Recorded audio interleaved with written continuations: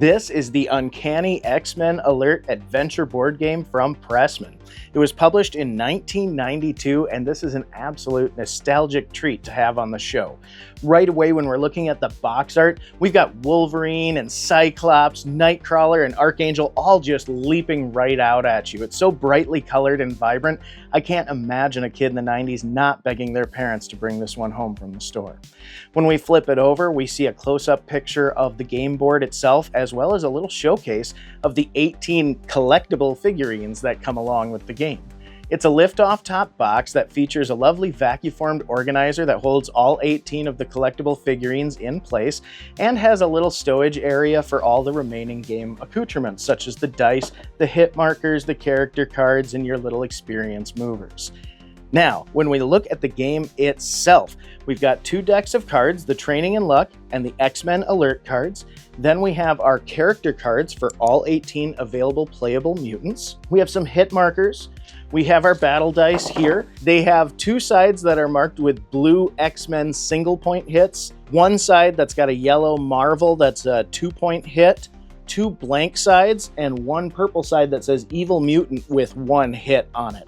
So basically the Evil Mutant is when you take a point of damage, and the Marvel 2 or the Mutant 1 are when you dish out 1 or 2 points of damage, and those can even be modified depending on your particular mutant's special powers. So players will begin the game with a single mutant, and that mutant will come with an attribute card that shows their fighting skill, durability, intelligence, total power, as well as their special abilities down here, each one being very unique. Some characters can fly, which allows them to enter and exit battle at will, which becomes extremely useful in this game. You'll notice these little X markers along the side of the card. These are tied to their durability. So their hit markers here will be placed over them as that character takes damage. And if that character takes hit markers enough to block out their total durability, they're knocked down and they have to go back to headquarters, which is the space off the board where you keep their character card, and they'll need to recover their hit points over the next couple turns. They'll do so by rolling the dice, just as they will to determine the outcome of battle. Now, the 3 battle zones in the center of the board here are where most of the action takes place. So you will place a colored marker for whoever you're going to use as your leader, because as you're moving your leader around the board, the leader can be backed up by other mutants that you add to your roster throughout the game. And so you'll want to keep track of who goes first and who's running the show, because certain leadership abilities can bolster your team's odds. So anyway, you will deploy a leader and any other mutants backing them up to one of these battle zones, or sometimes the battle zone will have a friendly mutant in the middle that you will try to recruit. So that's why you have the fighting skill and durability. That's for when you're battling evil mutants here. And evil mutants simply have 2 stats. They have their strength, which is where this marker goes. So the idea is the more hits you get on them, the more you move your leader around until you get to this little red marker, and then you've captured them. Once you capture them, you get however many experience points they indicate on the card, and move your experience marker around this outside periphery to track your score, hopefully getting to victory before the other players. Now, as you're moving this little marker here, you might land on a Training and Luck spot where you draw one of these cards, and these cards will have either immediate effects or things that you can hold on to play strategically. And I've had them really mess me up too. Like I had one where I had made 2 experience points, landed on Training and Luck, and it said you lose 2 experience points. It sent me right back to start. So you're going to be using your fighting skill and durability when you're rolling against evil mutants to determine how many hits you get and try to take them out by matching up their power. Now, when you're trying to recruit friendly mutants, you'll use the intelligence and total power stats. So the total power is where you're going to place the marker for the mutant that you're going to try to recruit, and intelligence is the skill that you're going to use to try to recruit them, so how many dice you roll, as opposed to your fighting skill. So there is now what's also interesting is this game offers an advanced and a basic mode. I'm explaining you the advanced mode because the basic mode really just takes out the ability to recruit other mutants and removes a few of the more difficult villains. It shortens the game to where your goal is to simply get 6 experience points. So gameplay in that simplified mode, that's really a tutorial, might only take 10-15 minutes. An average game of this should last about 30 to 45 minutes. And I mean, that was with good table talk going on. We were just enjoying ourselves while playing this. And I gotta say, that's the big thing, is this game, it's about 95% luck, 5% strategy. So nobody really felt bad when they were losing, because we were all aware that a lot of it was out of our hands, and it was more so just the fun experience. This feels more like a press your luck style game that's reliant on the dice as opposed to a strategy game. So the only real strategy is deciding if you have the right combination of mutants with the right combination of powers to make quick work of whatever villain is available, or to be able to quickly recruit a new ally, depending on what your intelligence level is and their overall power. So I thought it was a lot of fun. Again, what I like about this is because the random chance is so heavy, nobody really took it too seriously. We were able to have a real casual affair, and then we really enjoyed the art on the alert cards. Like, the board is very sparse art-wise, but the alert cards have this wonderful rogues gallery of Marvel villains. It's not just limited to the ones that we commonly see in the X-Men franchise. I had to actually send some pictures to some of my friends who are even bigger comic book fans than me, just kind of going, wait a minute, is this guy an actual X-Men villain? It was kind of funny. I ran across Dracula, for instance, and one of my buddies told me that he owes Moon Knight money. I thought that was kind of funny. Showed me a meme about it. I had a laugh. The training and luck stuff, it is wild how some of these can be a huge boon, and they can absolutely knock you down. I really enjoyed that balance. I mean, everything is so luck-based. So I guess it's not just the dice. There's also the luck of the cards too, or the luck of the draw. Now, when we look at the manual here, it's black and white, but it's printed on sealed paper, and it's very nicely put together. It's a nice saddle-stitched booklet, very well written, extremely easy to understand. Did a great job explaining the game. The only thing is a lot of the dice mechanics and stuff, they didn't talk about specifically how to clean up your points when you're resolving battle. So we had decided that if you've played some tabletop strategy before, some games require that you clean up damage dealt versus damage received first, and vice versa. In this instance, the game doesn't really explain that, so we decided that everything cleans up at once, because otherwise, if damage received cleaned up, so for instance, let's say I'm attacking a Sentinel and I have 3 more points to gain as Wolverine, and I score those 3 points, but the Sentinel also knocks me for my last health point. Is that a successful attack or not? If everything's cleaned up at the same time and all damage is done at once, then Wolverine both takes out the Sentinel and is knocked down and has to go to headquarters to recover. However, if damage dealt is cleaned up first, then Wolverine has 1 hit point left. He's not knocked down and he has less recovery. If damage received is cleaned up first, then Wolverine's knocked down and has to start all over again. Because if you get knocked down trying to defeat one of these evil mutants and your whole team is depleted, you have to start again from the very beginning the next time that you battle them. So it is important that order of operation is addressed in this game. And since it was a little bit ambiguous, we decided to clean up all at once. Anybody else who's played this, if you have different house rules, I'd be curious to know. But we found that kept the game moving at a nice clip.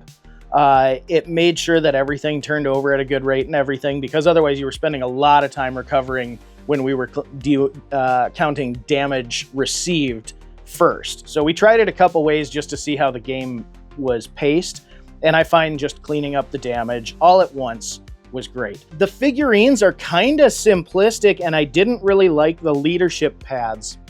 These pads slide onto their bases, and the clearance is so tight. I was really worried about damaging some of these guys with the narrower ankles and stuff, because they really gripped on there. So eventually what we started doing was we just left the leadership chip out and put it on the portrait of whichever character we were using for a leader in that given battle zone. And I think that worked out just fine. So overall, this is kind of one of those, when it comes to licensed games, you know how some of them, the license seemed more important than the game?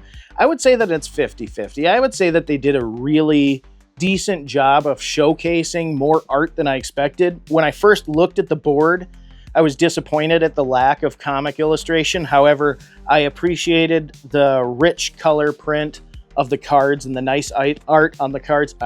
The nice art on the cards. The nice art on the cards, and the character cards were really nice. The cardboard for both the thinner decks of cards, which these were really thick, snappy, very nice material. These are thick tag board for the character cards. It kind of warped over the years when they were being stored. This did also denote that it came with a special edition comic book, but my version didn't have it. So the kid who had this before probably really loved that one to death, and good for him. It doesn't really affect how the game plays. So wish I had it to show you, but not a big deal. I don't like that the dice required that the owner put stickers on them as opposed to being custom printed. I get that's a cost thing, but these stickers never really age well and eventually kind of look grimy, so a little bit of a turnoff there.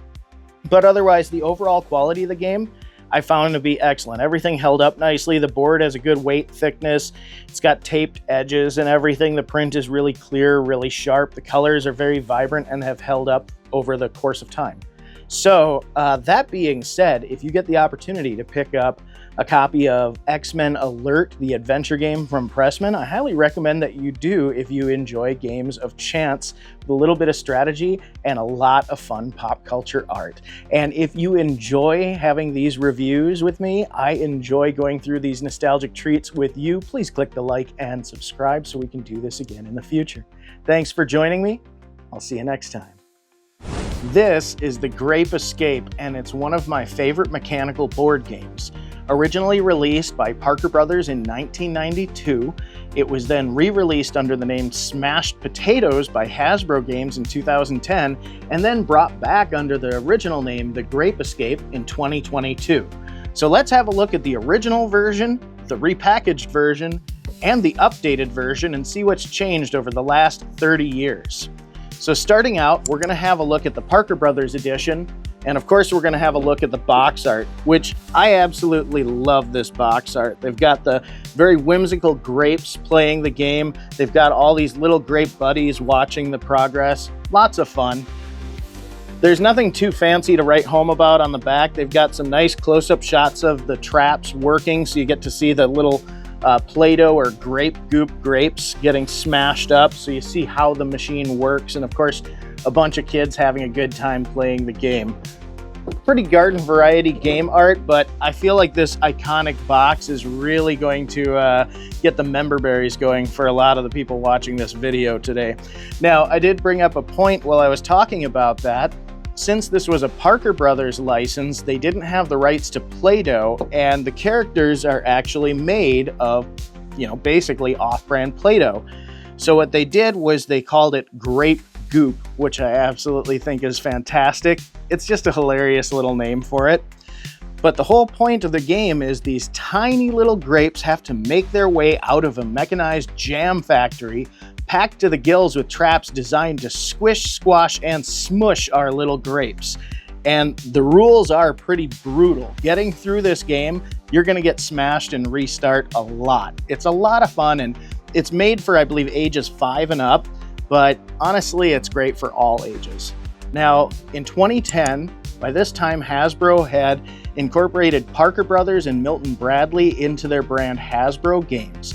And it's obvious what they did was they took the general design of the Grape Escape and combined it with the Mr. and Mrs. Potato Head license and their official Play-Doh license, which is brilliant marketing, but I can see where this looks more like a Play-Doh playset than an actual board game and might have been a bit detrimental to its sales.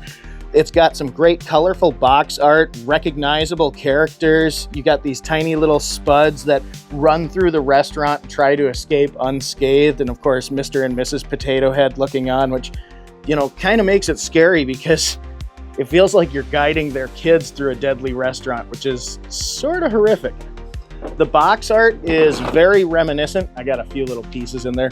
It's very reminiscent of the original box art from the Grape Escape. You've got a family having a good time playing the game, and of course some close-up shots of the traps in action.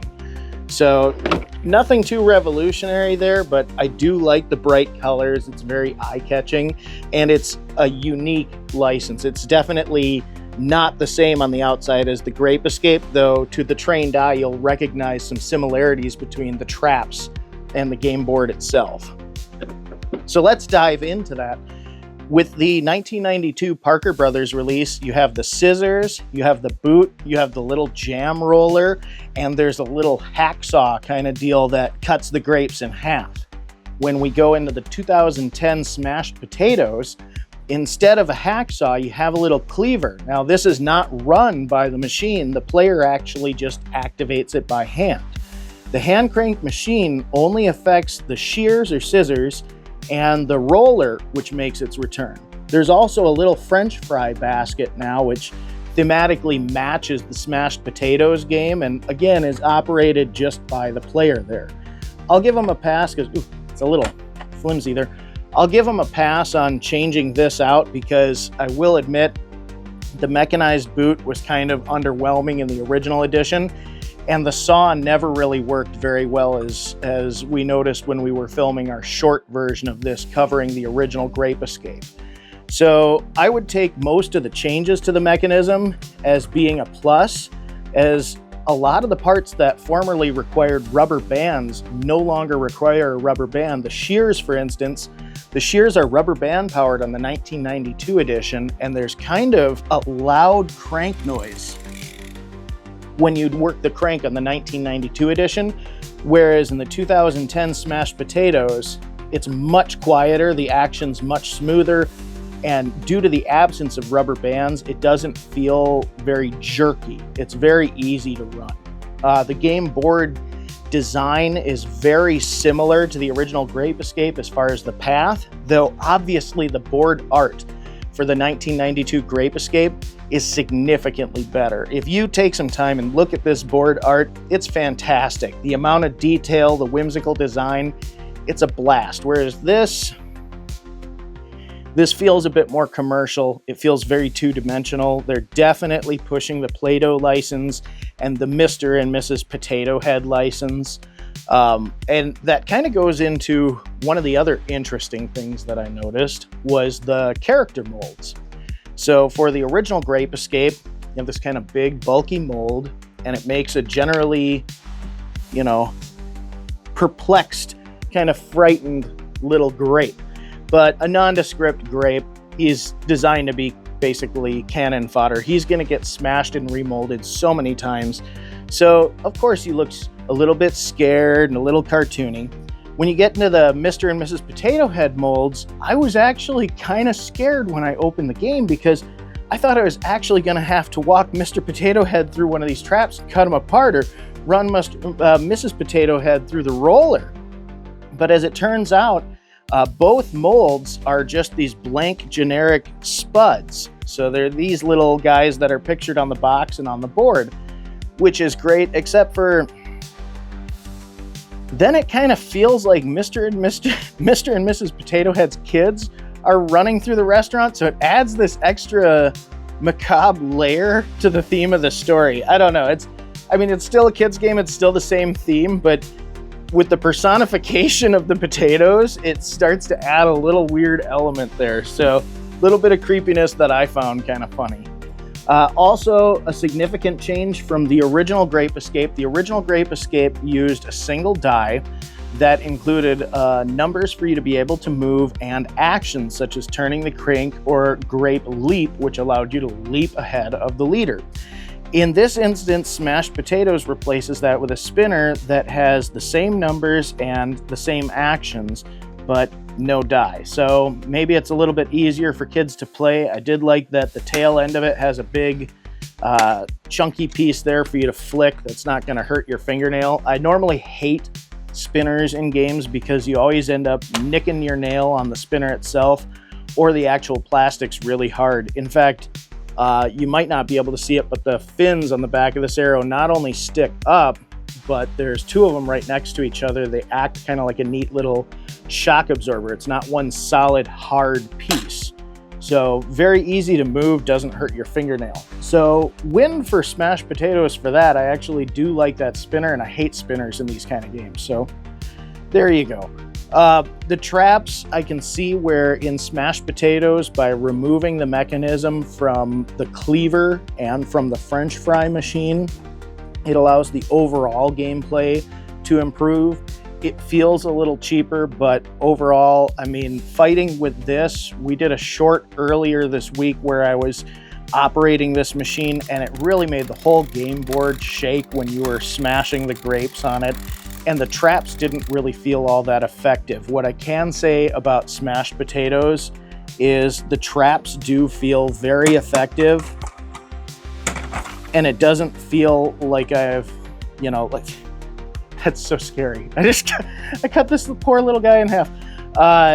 It doesn't feel as difficult to operate, like I have to brace the board down, whereas when I'm operating the crank on the Grape Escape, I'm definitely in need of holding that board down, or it's going to make me shift everything around.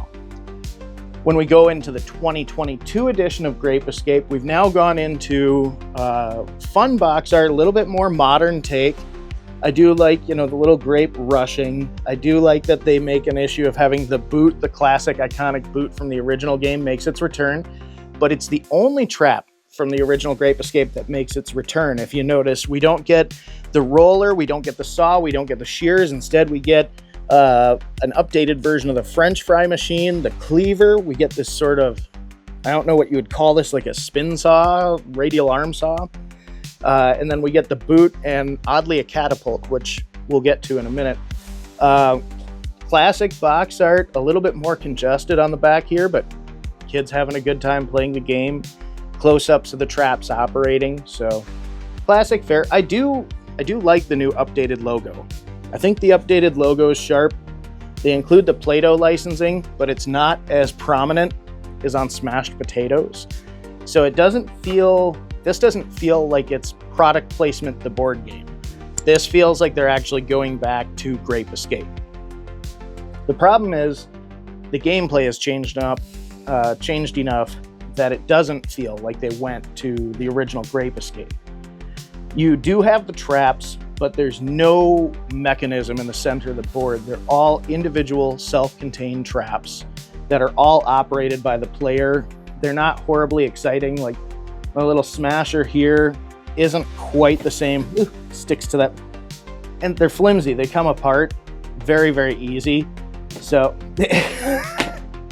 not even gonna try on that one.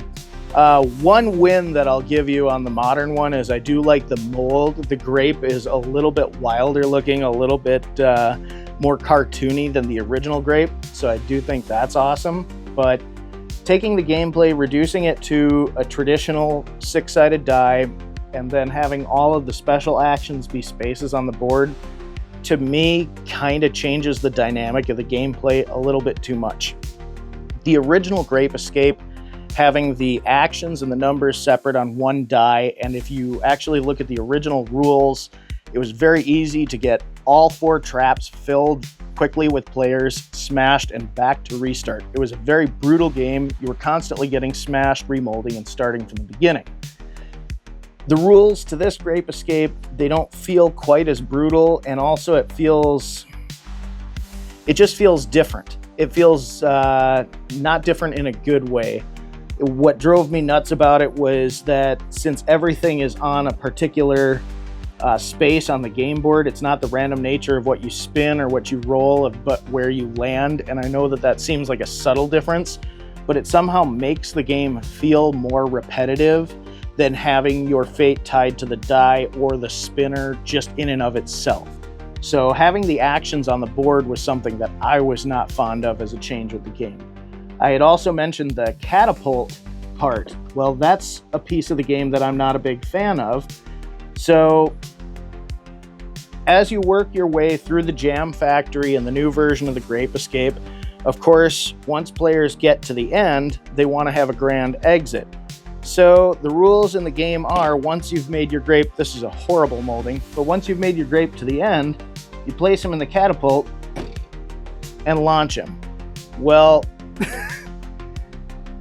there's no board or no goal to the launch. So here, if you play the original Parker Brothers Grape Escape, when your grape escapes, they just get to the finish line and they're done. If you play Smashed Potatoes, they get to the finish line and they're done. But if you play the new modern Grape Escape, now you're encouraging the players to take a soft Play-Doh character, I'm going to do it again because I love the sound effect. Let's enjoy this for a second. Just goes down smooth every time. You're still having your characters launch a soft Play-Doh game character off into the carpet or whatever's going on in your house. So I don't really get why that's part of the game. It feels to me like a poorly thought out trap that somebody really wanted to include because it looked like a lot of fun. And maybe they should have replaced one of these other flimsy traps like the fry maker here that carried over from Smashed Potatoes, which, you know, it's funny that they both the fry maker and Smashed Potatoes and this little, I don't know what you'd call it, grater from the modernized Grape Escape, both feel exceptionally flimsy by comparison to the other traps in their respective games. So maybe that wasn't the most well thought out trap. In the end, I love Grape Escape. I think it's a blast. I think the big draw to the original 1992 edition would have to be the mechanism. I mean, everybody sees this jam factory, the art on the board, and it's eye-catching. It's brightly colored. Yeah, the old mechanism with the crank that clicks really loud and the rubber band powered machines is kind of janky, but there is also a certain level of charm. It's eye-catching. People want to play the game, and kids absolutely love it. It's just whimsical enough. The characters are fun. You put them in the little machines and oh no, they get smashed and you have to start over again. Nobody gets hung up on being competitive because it's so easy to get put back to the start. It's all about the mayhem that occurs on your way to winning the game. And I think that same spirit carries over into Smashed Potatoes. Do the traps feel a bit more tame? Of course. Does this feel a bit more like a cash grab as far as licensing? I mean, artistically, the game board's not as attractive.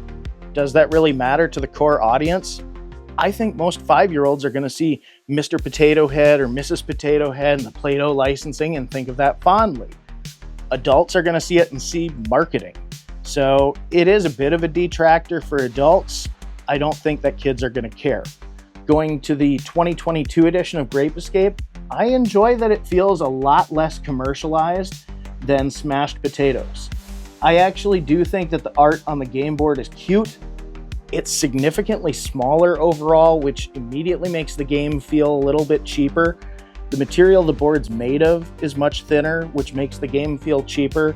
Having all of the mechanical traps be hand operated, and as we saw, not always the best fit of plastic molds, and clearly they use the same parts designed to be interchangeable. So again, it feels like a lot of this game was designed around being cost effective as opposed to being fun. Now, what I will give them points for is I always appreciate a board game that packs up into a small package because, you know, space is a premium these days. I do like the updated mold for the grape. It requires significantly less Play-Doh to fill the grape mold and get a good cast with this little flip mold. And I do love the cartoony personality of the grape on this one. So, you know, honestly, it was worth tracking down a 2022 edition because if I play the 1992 edition, I'm probably going to use the grape mold because it's easier to use and I like the way that the characters look. It's worth tracking down. It is a lot of fun. I do have my gripes, and I do think that the 2022 edition is a massive downgrade by comparison to the Grape Escape or the 2010 Hasbro Games version Smashed Potatoes. I would say that aficionados of the mechanical games would probably want to gravitate towards Smashed Potatoes or the original Grape Escape as opposed to the updated 2022 edition. Though I do think the updated 2022 edition, it is a viable board game for young kids. It is still a blast to play for its target audience. I mean, I can't think of any kids that wouldn't enjoy smashing up grapes just like we did in the 90s. I just feel like there's less of a draw because of the lack of, mechanical madness. I mean, part of what made the 1992 edition so charming was the Rube Goldberg feeling of this machine. Everything was connected to everything else. It was fun to watch when somebody operated it. When you go into Smashed Potatoes, it's still fun to watch when somebody operates it, but really the only two things that are connected are the shears and the roller. which sure, you get a great effect from them, but it just doesn't feel the same. So, oh, and I got my little, this was supposed to be the spud that I put in there. Oh no, I put a grape in the smashed potatoes. I guess I wrecked the game. It's a neat carryover. It's a little less ornate and I think artistically less inspired. You get into this and the 2022 edition of Grape Escape overall, well, when you cut costs, you kind of get what you paid for. So anyway, neat little history going through 3 different iterations of the game and a complete rework where we're changing over the licensing. So it's neat to see the evolution of Parker Brothers' Grape Escape, Hasbro's Smashed Potatoes, and Hasbro's Grape Escape over the course of 30 years. This is Forbidden Bridge, and it's my all-time favorite game. I'm really excited to make this video today. I have the 1992 Milton Bradley edition of Forbidden Bridge here, and the 2021 Hasbro edition. So many of you might not know this, but in 1991, Hasbro purchased Milton Bradley and Parker Brothers and combined the brands in 1998 under the name Hasbro Games. So what you're gonna see is a lot of classic Milton Bradley and Parker Brother games are actually being reproduced by Hasbro. So today I wanna have a look at these games, see how 30 years has changed Forbidden Bridge, see what's gotten better, see what might have gotten worse, and let's see if it's still just as fun as I remember. So first and foremost, let's compare our covers. The box art on the 1992 edition has a very angry idol here. I love all of the detail. I love the little taglines, you know, the motorized adventure game. That's a lot of fun. Very scary there. One thing that I noticed that was kind of a quirk of the packaging is if you just turn it around, it's upside down. So it's actually designed when you're shopping for you to just flip it. One thing that I don't like is as the game's gotten older, there were no storage solutions that came with the game. It was just an empty box with all of the parts in bags or little space saver pieces of cardboard, but nothing that would hold everything in place.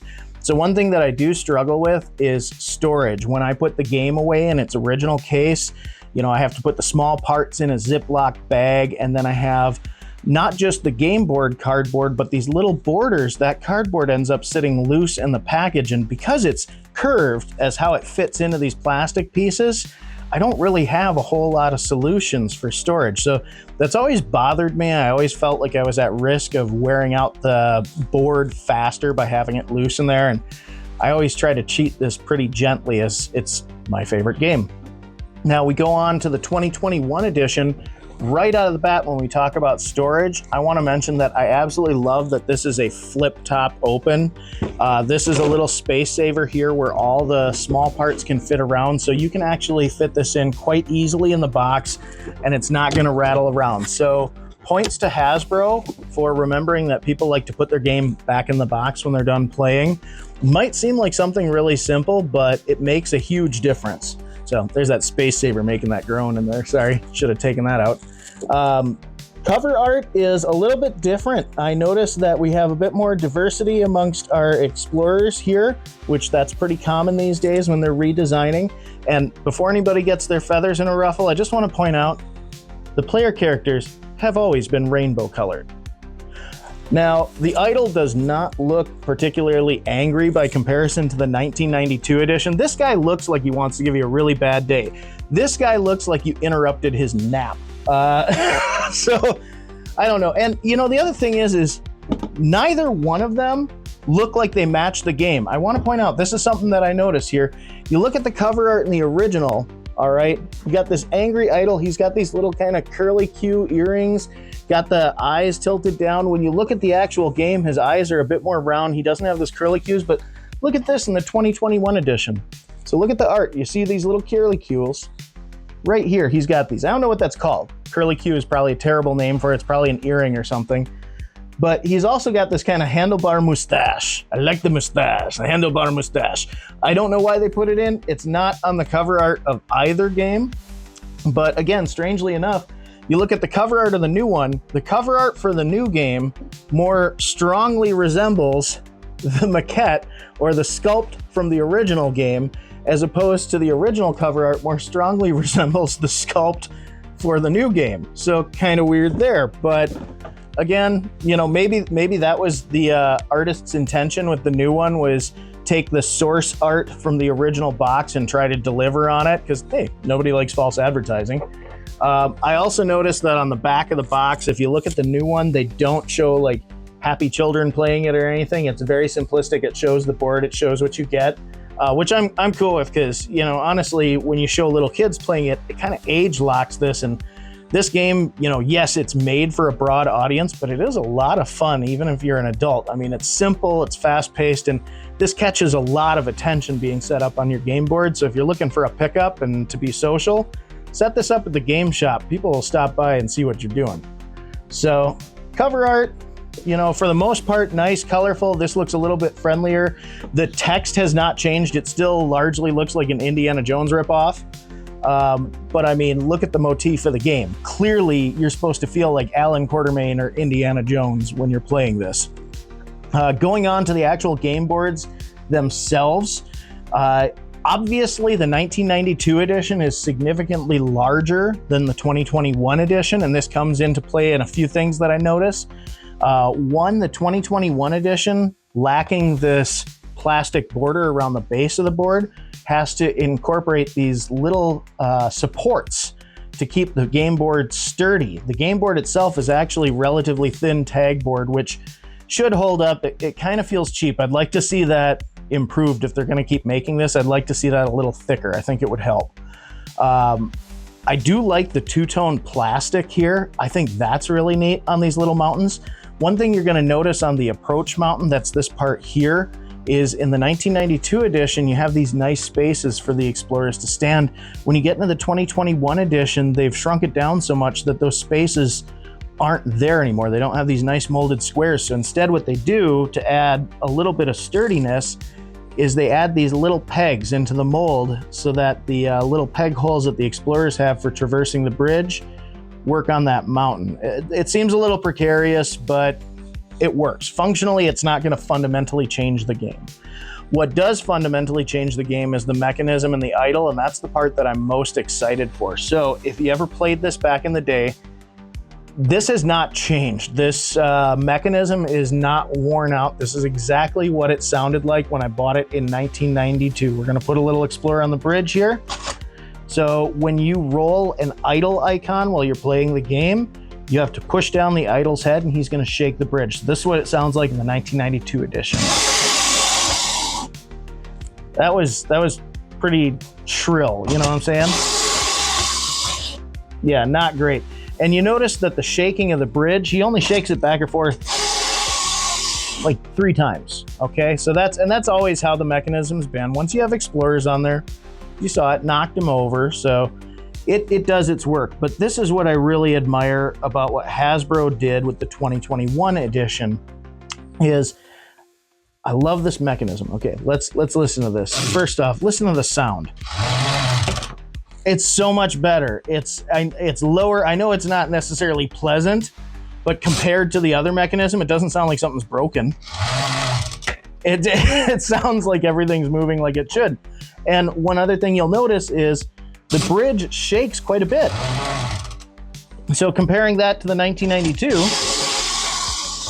here he is much more raucous, and the mechanism runs for what feels like a little bit longer, but it doesn't shake nearly as much as the new.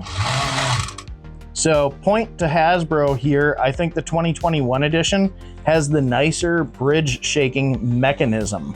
But as we see, like there's some differences in the sculpts, little things too, like the bridge in the 1992 edition only has about 1 inch of slack. Whereas when you look at the 2021 edition, we've got almost 2 inches of slack on the bridge. Now, that might actually have an effect on how the game plays. That might actually affect how much the bridge is shaking. So we're going to go ahead and take it on good faith that that was necessary, but it could also be a result of shrinking the parts down. When you scale these games down, you run into little quality of life things. Like I'll use these canoes as an example. So the player character pieces and the canoes are largely unchanged. They're very similar. The old ones feel a little bit thicker. The plastic feels a little bit more sturdy, but there's also more play. When you set the Explorer in the canoe, there's a little bit of play here where the Explorer can be popped out. These new ones, they fit so snugly, you can pick the Explorer up and he takes his canoe with him. So the tolerance is much tighter there. It doesn't quite snap in. That's not the intent on this, because the canoe is a kind of minor part of the game. But I notice subtle differences like that. Another thing is the dice. Now here's interesting. You got the dice. You've got 2 dice to play this game. You've got a numbered dice that determines how many spaces you can move. Then you get the action dice. So you have the idle, you have the jewel, and you have the Explorer icon. Same thing, slightly different markings on the new ones. If you roll the idle, you have to depress the idle's head and make it do the whole.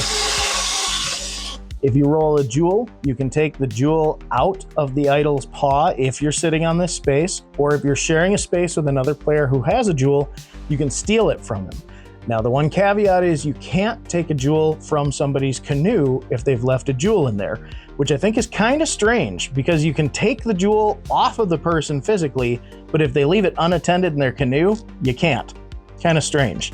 Now, functionally, the dice are the same, but I want to compare here. These bigger hollow dice, they have this kind of weird, cheap sound to them. You get these modern dice, and they sound like regular dice when you roll them. I like the die from the 2021 edition.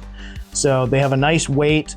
Yes, they're smaller, but they're about the size of like a traditional 6-sided die, whereas these seem comically large. So advantage, Hasbro 2021, nice die. So right now, the points as they stand here, the Hasbro edition has a box that you can put the game board away in effectively, and it has a nicer mechanism that does affect the gameplay as the bridge shakes more. So it's a quieter mechanism that's more efficient with shaking the bridge, and you have more pleasant dice. So that's where we stand with the improvements. The trade-off is we have lost some size, so it's not as attractive as this one, in my opinion, as far as when it comes to how the sculpt is. I mean, with that size change, yes, we've gained some detail. Like I think I said this earlier, I love this 2-tone plastic. If I didn't, here it is. I love this 2-tone plastic. I actually think the sculpt looks really nice on both of them with the 2-tone plastic. I'm not super hot on the shift to gray over brown as far as the stone portions of it, but I understand that the base mountains here were largely green. This was green in the original, so I do like having some contrast. Again, those things don't really affect the gameplay too much, but are stylistic. I do like the rigidity that's added to the game board on the 1992 edition by having this border here. And I do like the darker motif. In the 1992 edition, this border is packed with little nods to there being dangerous natives in the area with little heads on spikes. We have many more poisonous snakes. We have a fire depicted on the board, giant spiders. Whereas we go to the 2021 edition, we're dealing with, just crocodiles and snakes. And the art style looks a little bit, I say how they differentiate the spaces, these little lines make the art look very copy paste, whereas this looks a little bit more like a classic movie poster, I guess, a little bit more action packed. So advantage 1992, I prefer the art style on the 1992 edition. You're not winning me over with Pierre's mustache. It's neat, it's funny, it makes me giggle, but the mustache kills me. And while we're talking style points, 1992 edition, all of the jewels are solid red. The 2021 edition, they actually have 3 colors. You can get red, you can get orange, you can get blue, and they're a lot shinier and prettier. So I did like the change in the jewels that you're stealing. These just look nicer. So advantage 2021. Also advantage 2021, though the rules have not changed, the rules have changed in that they are printed in color on a beautiful fold out. I really love this. This is great. I like the shiny glossy paper because it holds up a little bit better. The games that I have, that had instruction manuals printed on shiny glossy paper. They tend to have less stains and wear on the paper. I mean, they'll get folded up, they'll get boxed corners like anything else. When you get just this untreated paper here, which there's nothing wrong. This was a great instruction manual. Very complete, very nice prints, very large text, easy to understand. For its time, wonderful. But because it's not on that sealed paper, you can see over time it started to collect grime and stains. And when you start handling it like that, it starts to feel a little gross when these things get worn. So advantage 2021 Hasbro. So overall, I think Hasbro's done a really great job bringing the experience of Forbidden Bridge forward 30 years from 1992 to 2021. I don't think any of the changes that they made fundamentally changed the gameplay. The rules are all the same. Biggest thing actually that fundamentally changes the gameplay at all is the amount of shakes that the bridge gets. I love that. I think that's great. That's exactly what the intent of the game was to be. So this actually in many ways is an improvement over the 1992, even though stylistically one could make the argument that the 1992 edition had some things going on that were a little bit better. It had the larger scale, it had the more detailed maquette, it had the little bit darker scenery on the game board. But the trade-off is the game board on the 2021 edition functions a little bit nicer in my opinion. Without the borders, it makes it feel a little bit more accessible to the players. You're not reaching in. You can just reach across the game board very easily. So definitely worth picking up the 2021 edition if you're a fan of the original. Dare say, if you have a copy of the original, I would still go out and get a 2021 edition like I did. Because this will be the one that I'm playing with friends and company. This is kind of a collector's piece now that I can keep in good condition because, well, it's aged quite a bit. I want people to be gentle with it.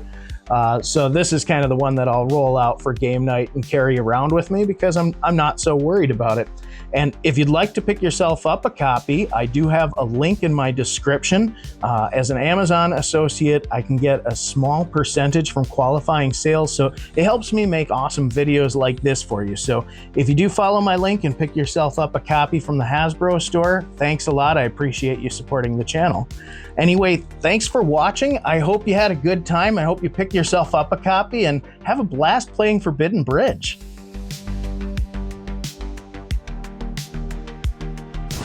This is the Omega Virus. I'm really excited to have this game on the show. It's kind of a personal grail for me. It was one that I didn't get to have as a kid.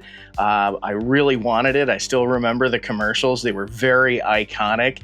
The Omega Virus has taken control of the space station's computer. Help me. And you have to hunt it down and destroy it. 30 minutes till I take over. It's Omega Virus, the electronic talking virus hunting game where the computer Hurry. and the virus You fool. really speak. Negatron found. Collect your weapons Red sector shut down. and find the virus. The virus can win. 1 minute. I said I found it! You win.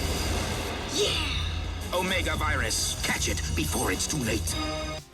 This is a unique game because it uses this talking electronic computer in the center of the board to run the game.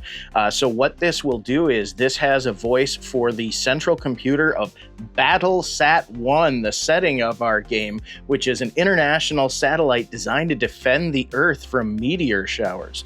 Now, in the story of this game, the evil Omega Virus is taking over BattleSat-1 in an attempt to take control of its onboard weapon systems and turn them against Earth.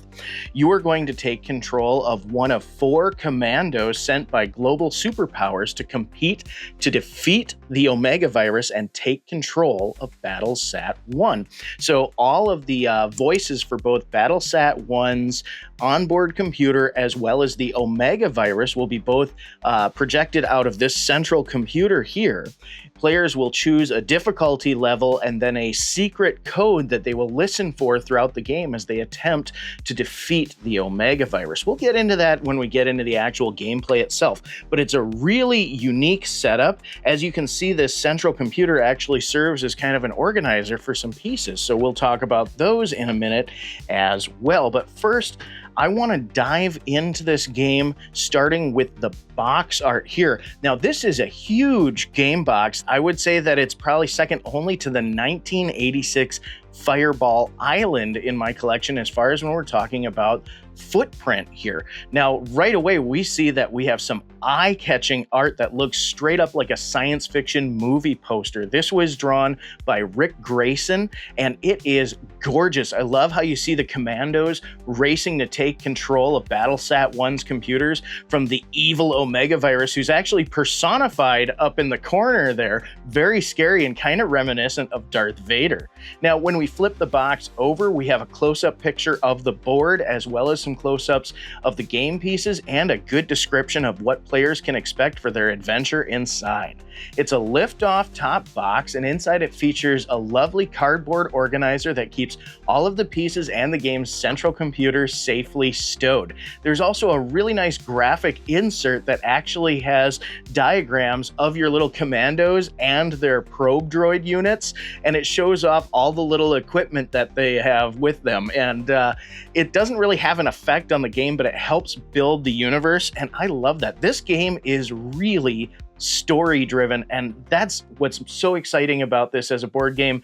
I love board games that flesh out a bit more of the setting and the story.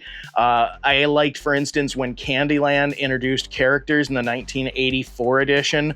13 Dead End Drive has backstories for all of the potential heirs to Aunt Agatha's fortune. Likewise, I like when they added more story to Clue in later editions as well. Anytime that you can help build a setting, it's very exciting to me. However, this one in particular is, this is just great. First off, let's look at this game board here. As you can see, this is a 6 foot by 30 inch table that I have it on, and this takes up about 30 inches square. This is a pretty big board. Now, it's comprised of a central board here that folds in half, and then these little wings for the sectors. Now, these clip on with little plastic pieces, and this is one of the weaker parts of the board, as this plastic piece has very little clearance for the cardboard that sits in it. Now, it holds it very snugly, which is nice, but similar to problems I've had with other games that are built of tag board like this, like 13 Dead End Drive, for example, when the clearance in the clips is so narrow that I have to use a nail file or a screwdriver to kind of pry it open and gently get the cardboard in without marring it, I feel that there's a little bit of a fit and finish issue. But to be fair, you also want these to fit snugly, and they do. So minor gripe there. But the board is beautifully rendered to look like almost a circuit board, I would say, which I thought was really neat. You have these blank spaces and then these colored rooms. And as you navigate the map, you will gain access to the colored rooms via these key cards. Now, everybody will start with a green key card, and as they explore rooms, they'll find blue, yellow, and red to further increase their access to Battlesat 1's mysterious rooms that hold their antivirus devices that they will need to collect to defeat the Omega virus. According to the story of the game, the Omega virus began infecting Battlesat 1's main computer, and through a series of events ended up expelling or executing all of the crew on board. The virus then contacted the world's superpowers and threatened to decimate the planet using the station's onboard weapon systems.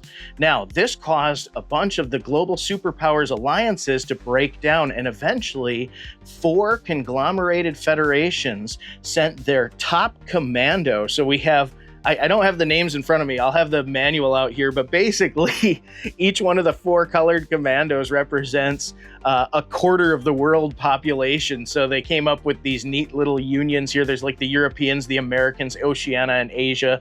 So I thought it was really impressive here how they built this story around even having your 4 colored commandos.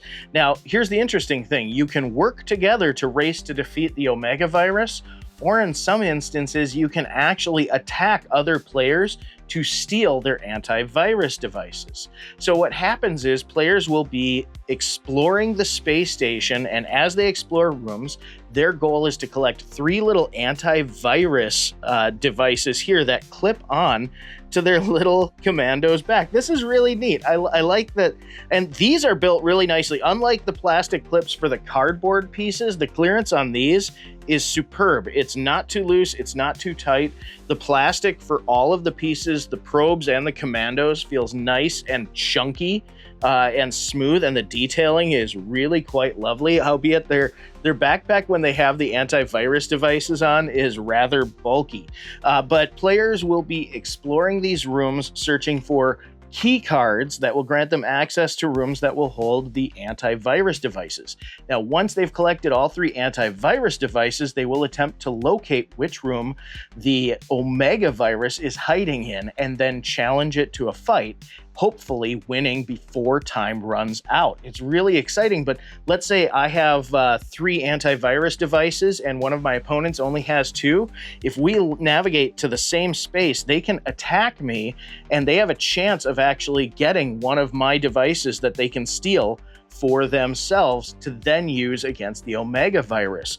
So I've played it where I've been aggressive with other players, and I've played it where we've all worked together.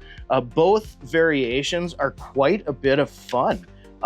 This also supports single player as well. I thought that was great. This is 1 to 4 players, which I thought at first it would be kind of lame. I'm not really a solo board gamer. I've tried a few, but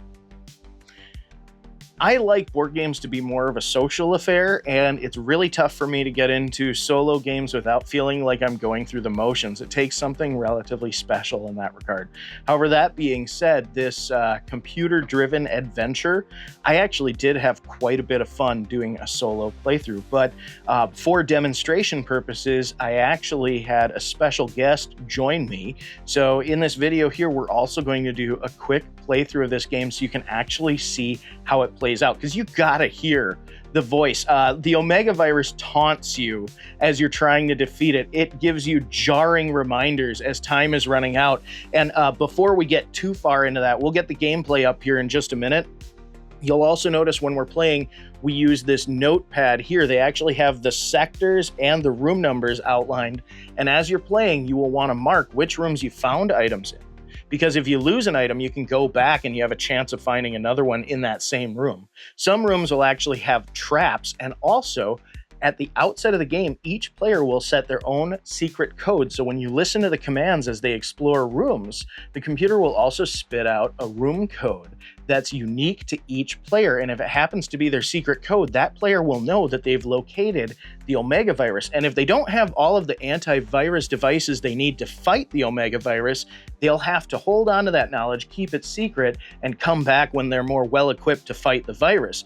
They don't want enemy players to know that that's the room the virus is in, because that player would then go after the virus for themselves, thus taking control of Battlesat 1 for their own region of the world.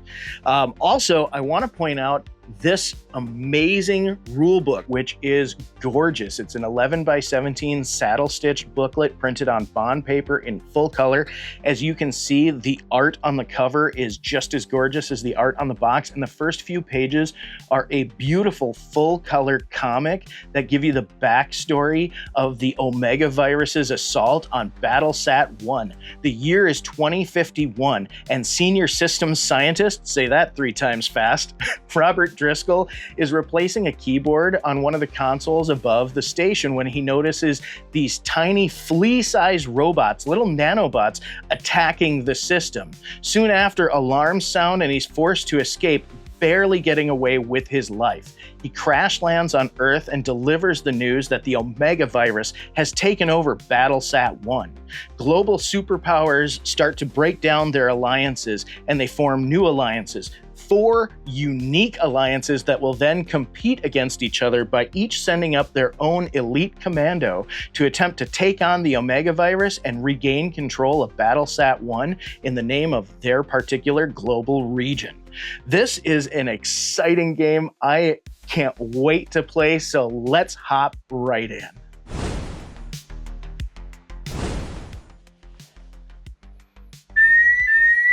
Enter skill. All right, so we're doing 1, which is really the Red, enter medium. secret code.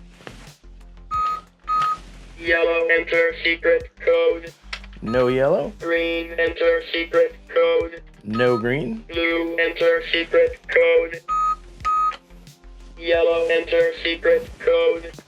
No yellow. Green, enter secret code. No green. 15 minutes until I take over. Red, hurry, we are running out of time. Oh, I get to start this time. Enter room code. 0, 1, 2, probe sound. Oh, Code. nice. 1, 1. Red probe, hurry. I got probe. I can go to this connected room. You fool! Oh, Red probe, help me. it's 010. Which room? 0, 1, 0. Blue access card found. Aha! Code 2, 2. Blue, hurry. Okay, I am going to go 1, 2, and 3. Enter room code. 1, 0, 2. Probe found. Yay! Oh, 0, 0. You human scum. Blue probe, help me.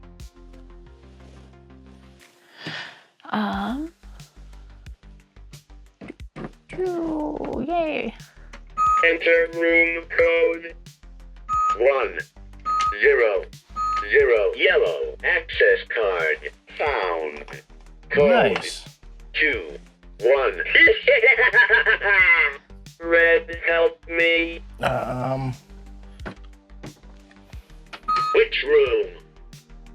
0, 2, 0. Yellow access card found. Nice. Code 2, 0.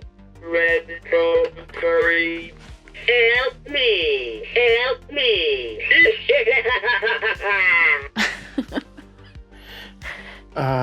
I'm sorry, the cat got under my foot there. She's in the camera cabinet. Is it the red probe, Yes, right? red probe. Oh no, sorry, she's adorable. Red probe, hurry. We are running out of time. I'm trying. Which room? 0, 0. 2. Disruptor found. Yes. Code 2, 1. Blue, hurry, do something. Oh no, that's not I it. am on my way. The disruptor is blue. Okay. Which room? 1, 1. 0. Blue access card found. Yay! Code 0, 0. Blue probe, hurry. I don't have time to write that down. I can go blue or yellow. I'm going to see what's right here. Which room? 0, 2, 2. Red access card Yay. found. Code 2, 2. Help me! Help me! Red, help me. Oh, the Omega virus is mean. Well, I have access to yellow, and that's the closest one. Red, help me do something. I'm trying. Which room? 0, 2, 2. Decoder found. Yes. Code 0, 1. 10 minutes until I take over. Oh, wow. You got the decoder? Probe, hurry. Help me! Help me! You human scum! There. Enter room code. 0, 0, 1. Red access card found. Code 1, 2. Blue, help me. Let's see what's in here. Enter room code. 1, 1, 2. Decoder found. Yay! Code 0, 2. Blue probe, help me.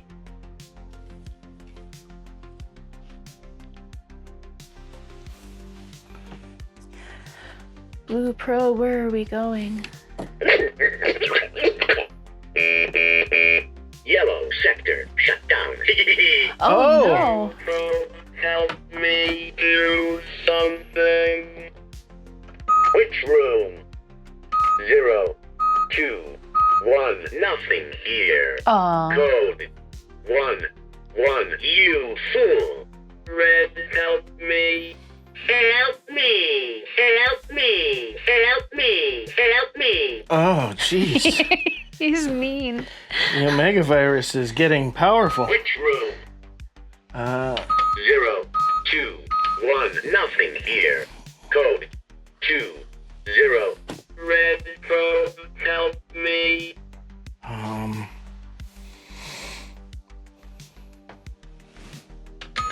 Blue, help me do something. I will go here. Which room? 1, 1, 1. Disruptor found. Yay. Code 0, 2. Blue, probe, hurry. We are running out of time. Help me! Help me! Oh, no. Can I skip the green and go to red? No, the probe has to stop in any room that it hits first. Okay, I will stop here first. Enter room code. 1, 0, 0. Nothing here. Nothing. Code 1, 1. Red, hurry. Oh, man.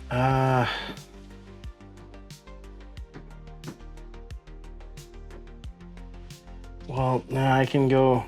Red, help Here. me. We And are then you running pass. out of time. Red, probe, help me. Enter room code. 1, 0, 2. Nothing here. Code 1, 1. Oh, Oh, Blue probe destroyed. whoa. Help me! my probe. Help me. Completely we are running unprompted. Out of time.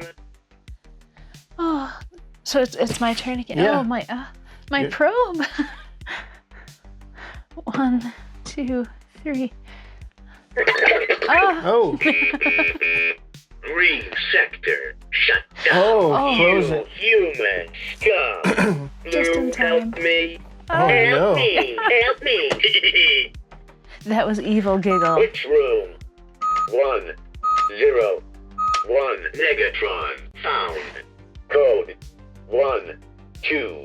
Red, hurry. You know what? Red must be terminated. Oh, Red, probe, help me. The probe can do this. Enter ah. room code. 1, 0, 1. Negatron found. Code 2, 1. Blue, hurry. Try and stop me. Help me! Help me! 1, 2. Then you hit pass, which is Oh. 0. Help me! Help me! 5 minutes until I take over. This is when everything starts shaking, right? Hurry. Help me! Help me! Help me! Help me! No chance, Omegavirus. Enter room code. 0, 2, 2. You found me. Ha ha! Ah. Try and stop me.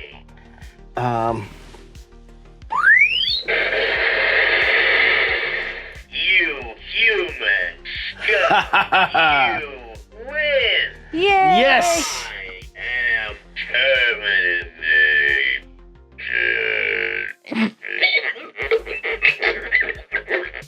And good riddance. We are the champions, my friend. That was a lot of fun. Thank you, Mrs. Old Crappy Couch, for being my player 2 so that everybody could see a nice demonstration of the Omega virus. Now, I did play a single player game and I felt like it just wasn't as exciting to watch. However, that being said, on the higher difficulty levels, and in particular when you introduce more players, the game definitely becomes more player versus player oriented, whereas the playthrough that you just saw, I really wasn't in a position where it was an advantage for me to go after the other player on that difficulty level. But we have had scenarios before where the game just is a lot stingier on the antivirus devices, and that pretty much encourages you to fight other players. Now, as you can see, I have a couple other game boxes. I thought I would take the next size smallest and the next size largest in the collection to give you a point of reference. This is the 1986 Milton Bradley Fireball Island. This is the 1960 Milton Bradley Game of Life. And here we go with the Milton Bradley Omega virus, which this clocks in at about 22.5 inches by just under 15 inches for dimensions here. And you can see it's a pretty imposing game box. So, but I do not care how much shelf space this takes up. I will proudly display this because this was a lot of fun. And again, like I said, the art on this is simply fantastic. I'm so glad I got the opportunity to track down a copy of this. A lovely lady named Barb gave me a fantastic deal at her garage sale, and I am so very grateful because it gave me the opportunity to share this game with you today. So thank you very much for joining me. If you enjoyed this video, make sure to like and subscribe, and I will see you next time.